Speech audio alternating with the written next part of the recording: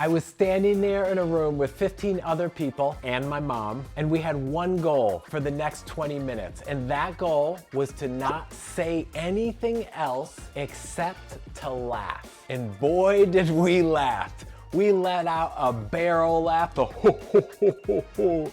We let out the hee hee hee hee, and we let out the full-blown ha ha ha ha type of laugh for 20 minutes. I left that meeting so energized, so connected, so filled and joyful that it made me do some research as to why these 20 minutes of laughter were so powerful. And what I discovered, it's not about the laughter. It's actually the instructor was taking advantage of 4 techniques to unleash the happy drug inside our body. That happy drug is called endorphins, and those endorphins get released when we are physically or mentally stressed as a way to overcome those. Many times those endorphins give us the same feeling as opioids minus the negative side effects. So the trick is, how do you release it in a positive, constructive way? Well, the instructor found out the 4 techniques, and they are laughter, touch, music, and physical movement. Those 4 techniques are a way to trick our brains into releasing endorphins